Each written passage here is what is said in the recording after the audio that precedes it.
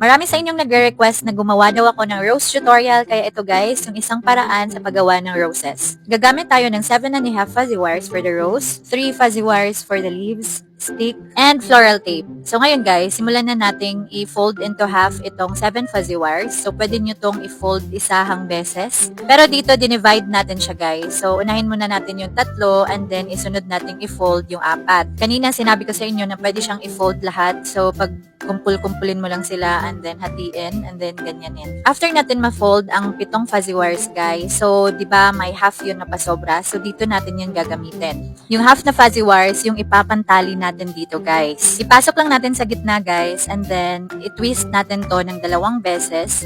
Make sure lang na higpitan nyo yung pagtali nyo dyan para hindi siya matanggal. So, twist lang natin ulit and then ito na. Then, gagawin na natin yung petals niya. So, paggawa ng petals, kailangan lang ganituhin natin. I-roll-roll lang natin yan and then, ganyan na siya guys. So, first base, magro-roll lang tayo ng 6 na ganito. Tapos, magsa-second base na tayo. Yung ganitong paraan ay much easier siya compared dun sa isa pang way ng paggawa ng ganito guys. Hindi po ito masyadong hassle. So ngayon guys, second base na tayo. Sa second base, mag-roll tayo ng 5 na ganito para ilagay natin dyan sa taas ng first base. Yung isang paraan kasi guys, ng paggawa ng ganito, hassle yun kasi kailangan mo siyang putul-putulin. But dito guys, hindi natin kailangan magputol. So ngayon guys, sa third base tayo, 3 na lang yung matira, kailangan natin i-cut yung taas para short na yung i-roll natin guys and hindi na siya same size doon sa baba ng mga petals. After ma-roll natin yung 3 guys, so kailangan lang natin ayusin and i-adjust yung mga petals para maging maayos siya tingnan guys. O diba, easy lang siyang gawin. Since natapos na natin yung flower, gagawin natin yung kanyang sepal. So sa paggawa ng sepal, mga around 2 cm guys, yung iaano natin, i-twist-twist. Gagawa tayo ng 7 or 6 na ganito guys, para yun po yung ilagay natin as sepal niya. After mo siyang tupi-tupiin guys, pag 7 na or 6, so ilalagay na natin siya sa ilalim ng ating rose. Paglagay sa rose guys, sa ilalim ng rose, pwede mo siyang lagyan ng glue stick.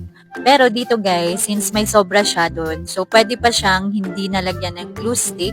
Kaya yung sobra guys, yun na lang yung lalagyan natin ng floral tape. Dahil natapos na natin yung sepal at nalagay na sa ilalim, ngayon naman, gagawa tayo guys ng dahon. So kunin natin yung isang natira na green na fuzzy wire. And then dito guys, sinukat ko ng 1 inch. So dahil feeling ko 1 inch naman yung thumb ko, kaya ayan guys, etong dahon na to guys, nagawa ko na to sa mga previous na tutorials natin. So 2 dahon pala yung gagamitin natin guys dito. And pwede kayong gumawa ng sarili nyong dahon, depende kung anong gusto nyo. Pero dito guys, ito lang po yung paraan ko sa bulaklak na ito. So pwede na ngang hindi lagyan ng dahon yung hindi din naman nakikita pag ginawa mo ng bouquet. Pero kayo, so dito guys, ilalagay na nga natin yung stick. So, sa paglagay ng stick, guys, lagyan lang natin ng floral tape. Pero kung bet nyo naman talaga na maging secure siya, lagyan nyo, guys, ng glue stick. So, dito, guys, ilalagay na natin yung floral tape. Kailangan lang natin yung dyan paikot-ikutin and then after enough na yung space, so ilagay na natin yung dahon. Sa mga nakagawa ng ganitong roses, di ba, mas easy to guys compared doon sa mag-cut-cut pa. Huwag na nating pahirapan mga sarili natin guys na mag-cut-cut pa ng mga fuzzy wires para lang gumawa ng ganitong roses. Kung meron naman pala siyang way na hindi siya hassle. So ito na nga yung result. Thank you guys for watching. Bye!